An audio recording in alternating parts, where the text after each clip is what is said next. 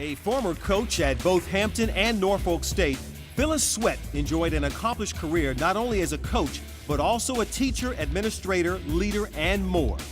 Sweat was an integral piece of Norfolk State's athletic department for nearly 20 years, where she served as the head women's track and field coach from 1988 to 2005 and was appointed as the school's senior women administrator.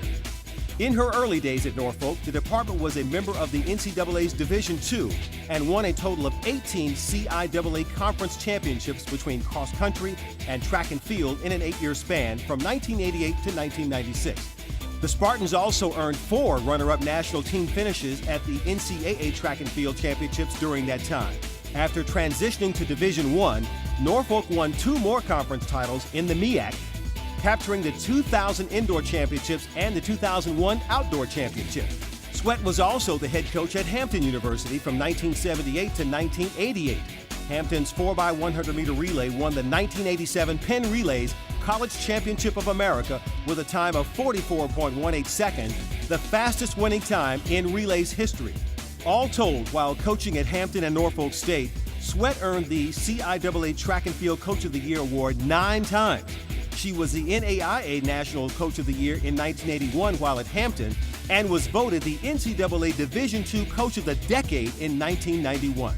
In the leadership arena, Sweat was the first female president of the CIAA in the 1980s, along with her role as Norfolk's SWA. Among her proud international coaching accomplishments, Sweat was selected as an assistant coach for the U.S. Olympic team for the 2000 Sydney Games. In addition, Sweat was the head coach for the U.S. national team for the 1981 World University Games and the 1993 Pan American Junior Games. Sweat earned her bachelor's degree in health, physical education, and recreation from Virginia State in 1959 and received her master's in physical education from Hampton in 1972. A respected leader, mentor, and coach, welcome Phyllis Sweat, the class of 2011.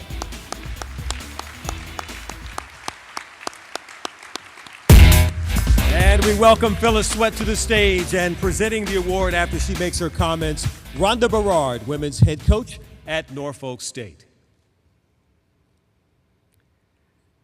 As Urkel would say, did I do all that?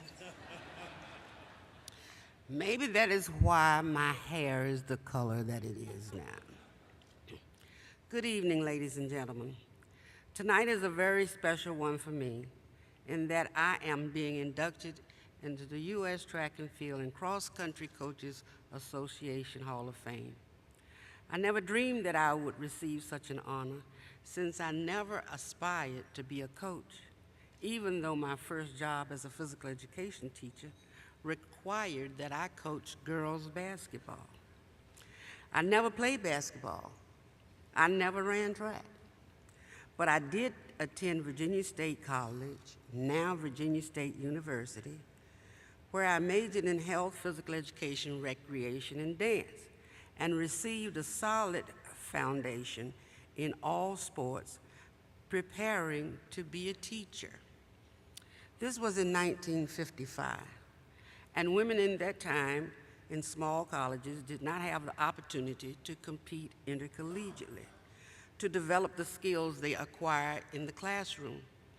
My aspiration was to teach dance, open a dance studio, marry my high school sweetheart, and live happily ever after. I did accomplish all but one, and that was opening a dance studio. So you see, the title of coach was not what I sought.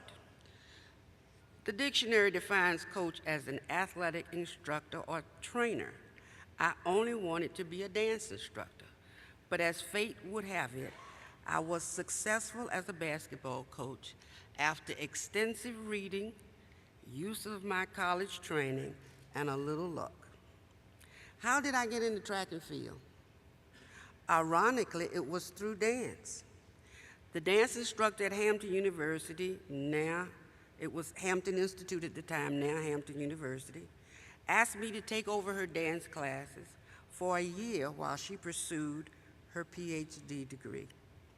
I agreed, and half of my dream was fulfilled. I enjoyed my 1 year as a collegiate coach and teacher and realized I did not want to leave the university. So I approached the, the Hampton's president to consider me as their women's track coach. At that time, Hampton had a part-time male track coach who was in the military and was getting ready to leave the area. I convinced the president that I could do the job, and I was hired. Not having been a track athlete, I asked myself, where do I start? I was determined to be as successful in track as I was in girls basketball. So I read books, reviewed film, attended coaches' clinics, track conventions, and talked to experienced track coaches. One of the books that I read and carried around with me as our track Bible was written by Dr. Ken Foreman. I carried that book everywhere. And I became a member of USA Track and Field, and which was formerly called the Athletics Congress. I became fully involved in the sport. As all of you know, recruiting is the lifeline of any collegiate sports program. So I took on this aspect with a vengeance and recruited outstanding athletes who were dedicated, hardworking, and determined to be the best that they could be. So here I am tonight before you as a successful track and field and cross-country coach with the help of many individuals whom I wish to thank. Hampton University for giving me the first collegiate track coaching job, and Norfolk State University for selecting me to be a member of the NSU family. I would also like to thank my assistant coaches whose dedication and loyalty made my job easier. The young lady standing behind me was my assistant track coach and who has taken my place as the head coach at Norfolk State University. I would like to thank the Hall of Fame committee for considering me worthy of such an honor, and I wish to congratulate my fellow inductees who have made significant contributions to cross-country and track and field. There are a number of people who are here to support me. My lifetime friends from Virginia, Georgia, and Texas, one of whom was my college roommate. Would you please stand?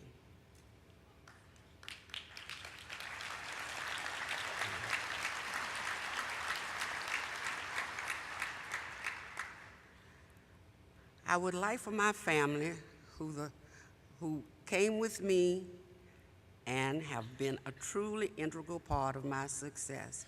My daughter, Cheryl Gregory, my son, James Jr., and my son, Kevin Sweat. Unfortunately, my husband could not be here due to medical reasons, but he is very proud of me and wishes me well. In the words of Kris Kringle, I'd like to wish everybody a Merry Christmas and a good night. Thank you.